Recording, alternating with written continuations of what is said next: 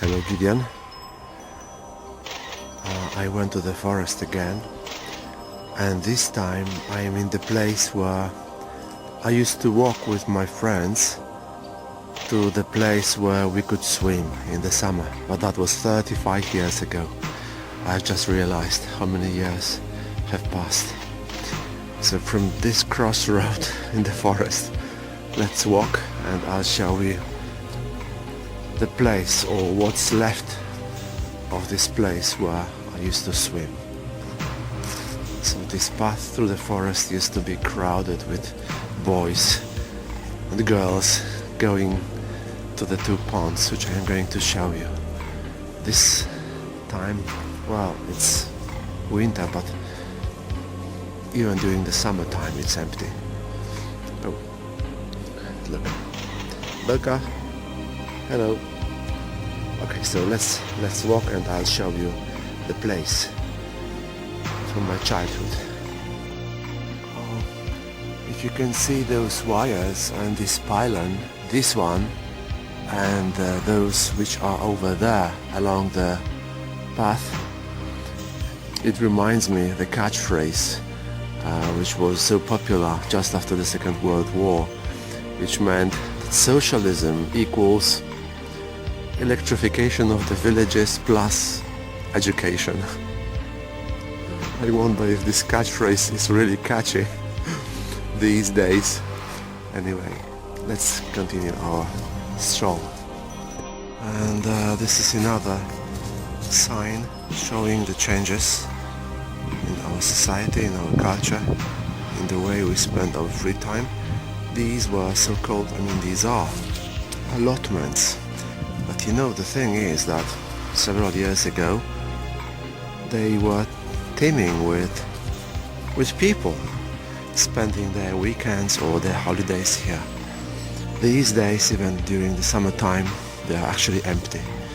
And you know, the strange thing is, because when you go to the Masurian lakes, you've got the impression that that place is also empty. If you go to the seaside, it's also empty.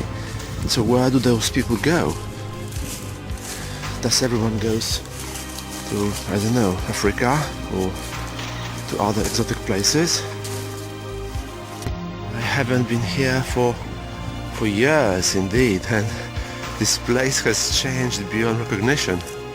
Would you believe that this way we used to ride our bicycles, and these days it's, just a field ready for, I don't know, wheat or something.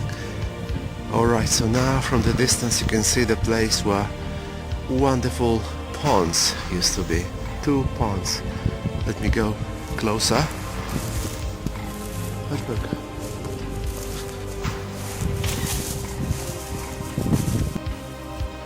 There used to be two ponds, but of course they were regular, they were clean.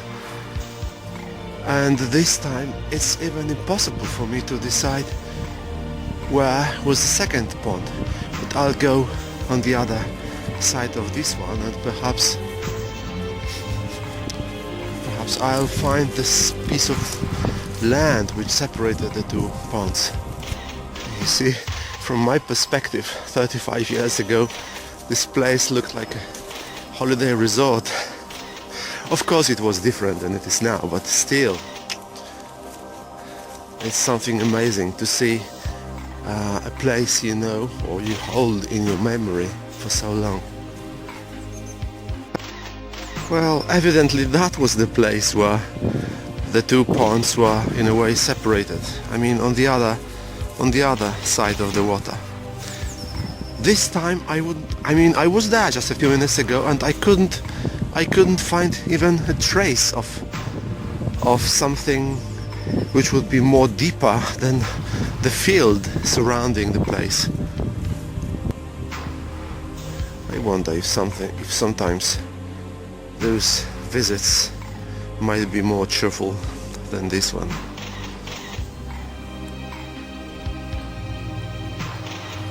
The place I'm filming at the moment was decorated in a way with this half bridge. I don't know how to say it in English. It's kind of bridge which extends far into the water, but not on the other side, and from that bridge we would jump to the water.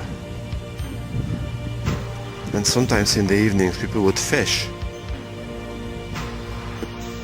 I wonder if you remember, I told you about that book by George Orwell, Coming Up for Air. And well, when I'm here, it reminds me of that character who visited the place where he was born, his hometown, and his feelings were very similar to mine today. Well, you know, I'm showing you this place which evidently has experienced well, using your words, entropy. But of course, I mean, I hope when it's hotter I would go somewhere to show you the improvement. But you know, this is associated with my memories, with my experience, with my childhood, so it's quite sad to see this place deteriorating like this.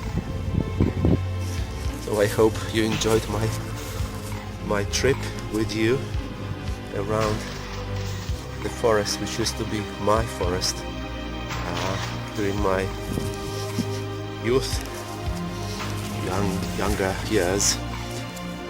Well, I think my next film will show you improvement and not deterioration. All the best, bye bye.